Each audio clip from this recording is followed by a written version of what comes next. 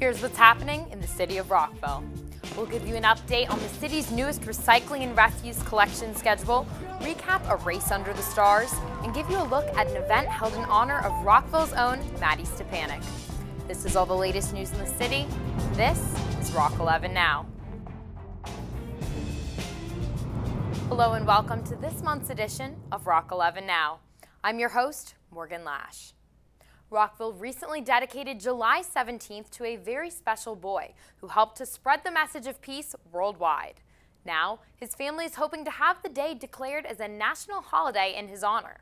Last month, the city put on a peace gathering in his memory.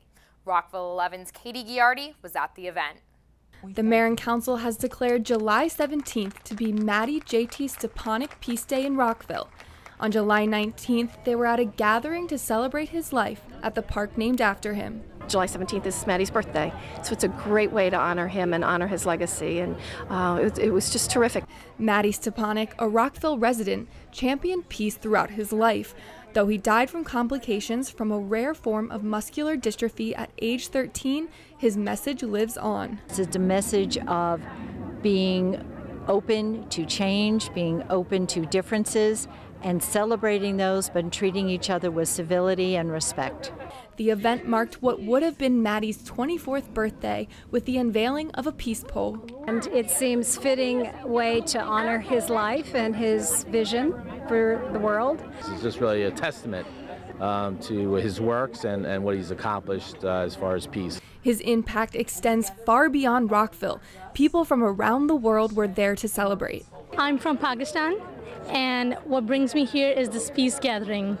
It's my first time here, and I wanted to be a part of this amazing Mattie's Day. Mattie's mother, Jenny Stepanek, says the next step is to make July 17th recognized as Mattie Stepanek Peace Day nationwide. The City of Rockville excitingly said we want to take it to another step.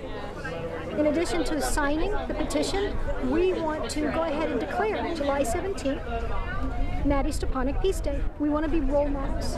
So what the city where Mattie and I chose to live, they embraced his message and said peace matters, and we're going to role model for other cities.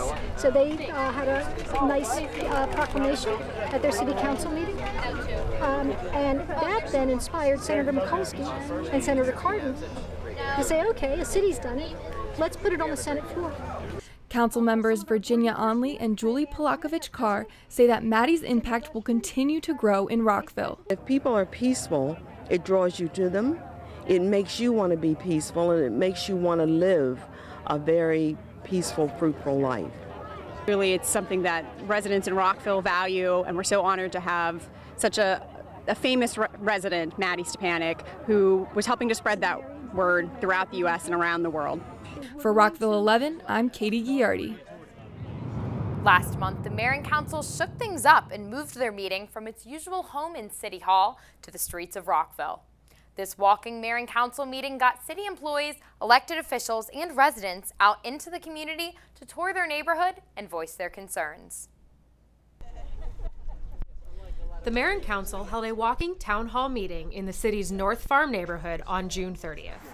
The meeting gave the elected officials and city staff the opportunity to see the neighborhood up close and for residents to ask questions and get answers. This would be a great opportunity to, put a face to a name, meet people, be able to ask questions, and find out how city government works. It's just a great opportunity for us to visit with neighbors and get to know each other and feel that they have, immediate access to the Mayor and Council. The Mayor and Council toured the neighborhood where they are able to speak directly with residents. They love the services in the city, especially, even despite the heat today, they've been talking about snow removal.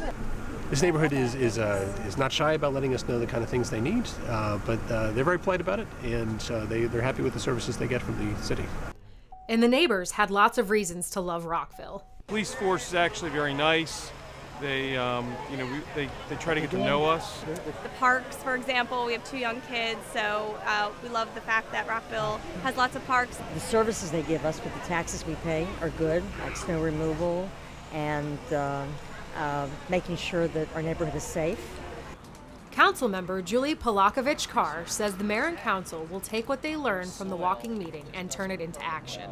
Well, I think the mayor and council will be going back with staff based on the conversations we've had here tonight with residents to see what we can do with some of these issues and to come back with solutions. The mayor and council plan to continue these meetings into other city neighborhoods with the hope of further engaging residents. Some neighborhoods have some concern, and I think as we visit those neighborhoods, we will be able to answer questions and assure them that the mayor and council are here for them. If you are interested in hosting a walking town hall meeting in your neighborhood, call the Neighborhood Resources Division at 240-314-8340. Rockville Rewards is a program that allows residents to give back to the community while also receiving discounts at major Rockville retailers. Cards won't be on sale until September, but here's a preview of what to expect.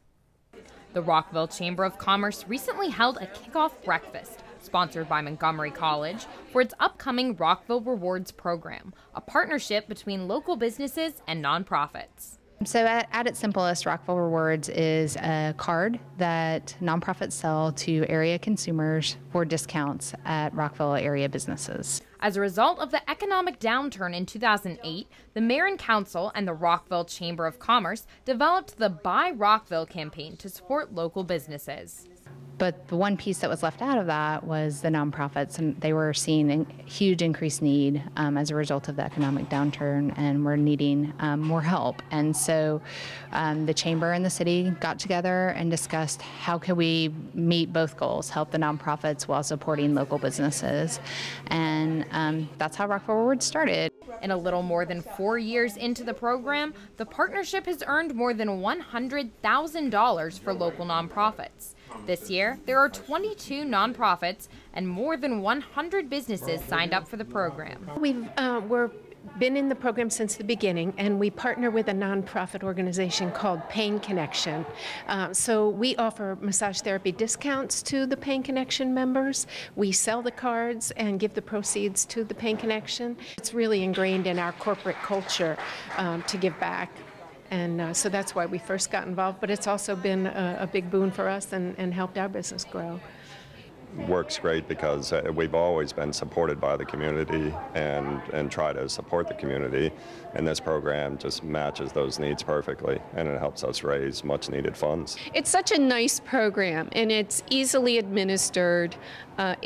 It's also a way for nonprofits to let the public know what we do in the community. You know, that day when you're selling your card, you're also representing your organization and you're telling about the services in the community. It's been a great opportunity for us to partner with the business community. It is, as I said to the group, it's a gift from the city and the chamber to us. It's a way to not only raise money but build partnerships with the businesses. Well, it was a lovely breakfast, and it was a great chance to network not only with some of the other nonprofits that are going to be able to benefit from this program, but some of the businesses that are so generously participating.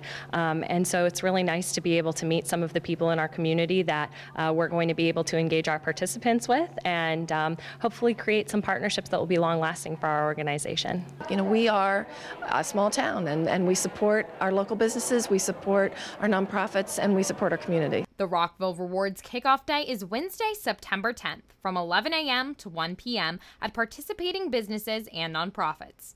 During this time period, you can purchase your card for only $15, which is $10 off of the regular price. With the card, you will receive weekly cardholder deals and everyday rewards. For more information and to support your local businesses and nonprofits, log on to rockvillerewards.com. Rockville's Recycling and Refuse is undergoing scheduling changes that will affect 2/3 of Rockville residents. We spoke with the Director of Public Works to help you stay on top of Rockville's new schedule. The biggest two changes the residents are going to see is the days of the week. A lot of the residents' days of the week will change. And the other big change will be the hours. Previously, we finished collection by 3 p.m. and we're going to be extending that day to 5 p.m. And that's part of the program to go to 4 days a week from 5 days a week. And basically, we're going to stop collecting on Friday. The primary reason for the change is to be more efficient. What we're really doing is redoing our routes. We're making our routes bigger, so we're asking our collectors to collect more in a day, and that allows us to be more efficient. In the end, we can reduce one of our routes every day, both refuse and recycling, less personnel costs and less vehicle costs when we have to replace them. During the transition, there's going to be a couple of other things here. Some people, it starts on September 15th, which is Monday, so the collections that whole week of September 15th will be on the new day. During the transition to the new schedule, if you find that you have more recycling or refuse, place it in a cardboard box or trash bag and sit it next to your cart so that it can be picked up by crews. The rest of the program is going to remain unchanged. Still using the carts, we're still picking up, we still ask residents to set it out by 6 a.m. on the morning of set out, and we're still asking everybody to do all the same things that they did before, except that day of the week and except the hours at the end of the day may be a little more extended than they used to. If there's a collection that's missed, especially during this transition week, just leave your carts out in the street and call us to make sure that we can get out there and get it. And our phone number is 240-314-8568. So you can call on a missed collection, but leave it out there and we'll try to come by the next day and pick it up. Postcards will go out to all Rockville Recycling and Refuse customers indicating their new collection day. You can also go to rockvillemd.gov/recycling-refuse for more detailed information. Women entrepreneurs and business owners in Maryland have a new home, and it's right here in Rockville. The group recently moved to a new, larger office in the city, and Rockville 11's Katie Giardi was there for the grand opening. 3, 2, 1. Yay! Rockville Economic Development and the Maryland Women's Business Center recently celebrated the opening of a new, larger office space at 51 Monroe Street. So our new space really offers us the opportunity to hold bigger workshops and seminars and community meetings, actually. We were very crammed in our old space, and really more than 20 or 25 people was a challenge for us. The Maryland Women's Business Center was founded by Reddy in 2010 to help women entrepreneurs launch and grow thriving businesses. That's what we do. We help women here on the ground level think bigger, think differently, and to access the tools, the networks, the techniques, the programs, whatever they need to think a little bigger and start with a business that looks bigger from the beginning. More than 100 people attended the ceremony, which also celebrated the Women's Business Center's designation as an official U.S. Small Business Administration resource partner. Dignitaries included Rockville City Council members Beryl Feinberg and Virginia Onley, Montgomery Council member Nancy Florine, U.S. Small Business Administration Regional Administrator Natalia Olson-Urteco, and National Women's Business Council Chair Carla Harris. Women entrepreneurs are the fastest sector of entrepreneurs growing in this country, and it's really important that we continue to give women the training and the support that they need to not only start their businesses, but more importantly, to expand and scale their businesses for job creation. Those of you here who are women entrepreneurs, thank you for doing what you're doing. We need you to continue to grow, to start to impact this economy the way you are, and we're here to help at the SBA. And the Women's Business Center is now here to provide you with the counseling and training you need. For more information about the Maryland Women's Business Center or to sign up for one of their workshops or one-on-one coaching, go to marylandwbc.org. When you think about major battle sites, the city of Rockville probably doesn't come to mind. But what you might not know is that Rockville actually played a major role in the Civil War. We joined city historians in celebrating the 150th anniversary of Rockville's 7 Days of Terror. Forget Gettysburg, forget Antietam, forget all that went before the summer of 1864. Here, in this area, will be and was the memorable turning point of the Civil War. This year marks the 150th anniversary of Confederate General Jubal A. Early's 7 Days of Terror as he traveled through Montgomery County and the streets of Rockville fighting for the Confederacy as he attempted to capture Washington. It was a failed campaign by the Confederates to change the course of the war in the critical election summer of 1864 when President Lincoln was due to be reelected or not reelected as President of the United States. and the threat came closest to capturing the city of Washington during any year in the Civil War. It would have changed the course of American history if it had worked out, would have affected emancipation of the African slave, and certainly would have changed our whole regard for the Lincoln and Grant and other Union heroes, as well as Jubal Early. The event drew a wide array of Montgomery County residents, including Rockville's Mayor, Bridget Newton. Rockville played a big role in the campaign of 1864, and it's fascinating to think about the what ifs, and that was one of the points of Professor Coling was what ifs. It's just been really interesting, and so I love the opportunities that were presented here to have these kind of lectures and reminders of the importance Rockville did play. There was also a historic presentation, color guard parade, and walking tour of Rockville's Civil War sites. Very enlightening as far as what happened here in Montgomery County. A lot of it I did not know. Maryland actually had a pretty big battlefield area, if you think about it in the terms of all the little skirmishes and stuff that were in this area trying to get to Washington, D.C. This event was held as part of Montgomery County Heritage Days, along with a separate presentation the following day in Gaithersburg. It brings out people from that are descended or interested in both sides of the war.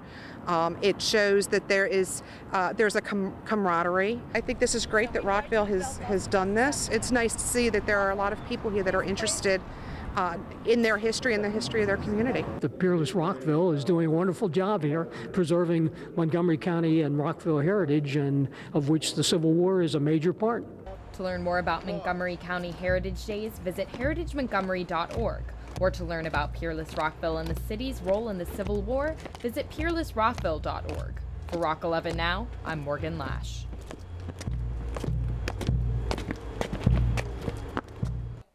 Twilight Run Fest is an annual event that's always a city favorite. Last year, the race was canceled due to bad weather, so residents were as eager as ever to get back on the course this year. I'm Rockville 11's Morgan Lash here at the 2014 Dark Hours Rockville Rotary Twilight Run Fest. The sun may be setting on the city, but the runners have just started to line up for the race. Runners, set, go! After thunderstorms canceled last year's race, runners were eager to take advantage of the great weather and festive atmosphere. Today's the Twilight Run Fest, Rockville Rotary Run. It's just a great night. So many people come out. It's a really great way to showcase Rockville. I think it's a great opportunity to show how Rockville cares for its own community, and also a great way to highlight what a great community we are. I know we have runners here from Rockville and from outside the area, and they can enjoy how beautiful our neighborhoods are and the town center as well. This year, a 2-mile fitness walk was added to the event to encourage families to come out and do something healthy together. We just ran the 2-mile. We did it as a run. It can be a run or a walk. And we call ourselves Robin's Runners because I've been running for a long time, and I'm now encouraging my kids to run too. The Twilight Run Fest is one of the city's longest running events. People come from across the region for the unique experience of running under the stars of the city. This is a partnership between the city, the Rotary Club, the Montgomery County Road Runners organization, and it's something that the city takes very seriously. It brings the community out, it brings different aspects of the county and the region together, so people from all over get to come in and, for a good cause, do something healthy and benefit actually the economy of Rockville as well. It ties us together. I mean, this is what all these events do, like hometown holidays and all the other events we have. It brings us together as a community. You get to see your neighbors out here. You get to walk through parts of the city you might not have seen before. It's what makes us a real place to be. To see a full list of runners' times from the event, visit www.mcrrc.org/2014. Rockville recently hosted a summer all-star swim meet, where the best of the best swimmers from summer leagues all over the county came together to compete one last time. We stopped by the Rockville Swim Center to meet some of these talented athletes.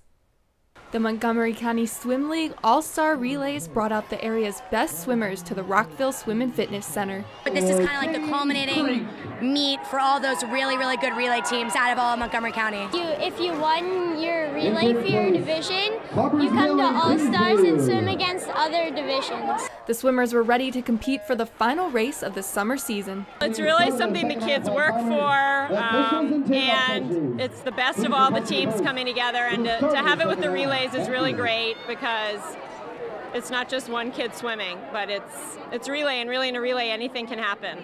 Rockville's Swim and Fitness Center was the perfect place to hold the race. Rockville's is a very special pool because it's huge.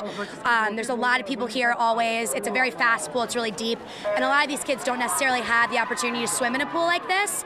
So just being in this environment overall and being able to swim with people that are very, very fast, I think is really exciting. While the meet had winners and losers, those we spoke to were happy for the chance to compete. I think it's really fun to be in the water, and I like the competition. It's great exercise. It's an individual sport, but it's also a way to come together as a team. And for MCSL, it's a great way to meet your neighbors.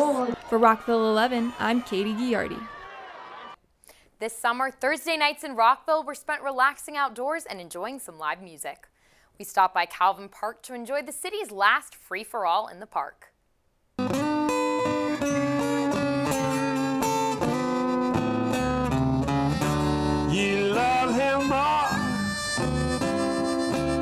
Tonight we're having free-for-all in the parks. It's a free event every summer. We go to different parks every summer and we bring music or magic or fun and dancing to all the parks. The neighbors start coming out of their houses. We've lucked out this summer with the weather. It's been nice and cool all summer. And as you can see or hear, we have great music and it makes everybody happy. Oh, I think it's great. I mean, this is a great neighborhood. Everybody's friendly. I love living here, and I wish we had more of these kind of concerts here. It's really nice, and everybody comes out, and even people from around surrounding neighborhoods come out. So.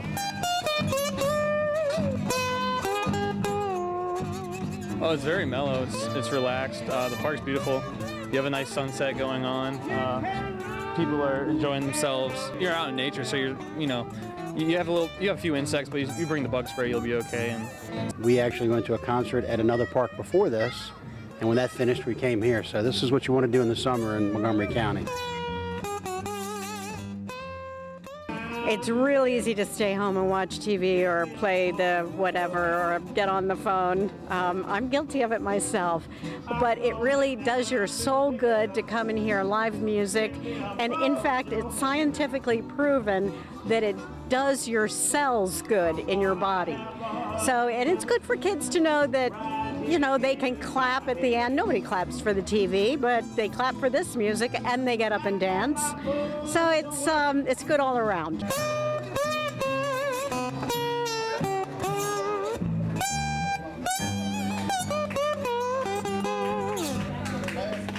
Hurt me too.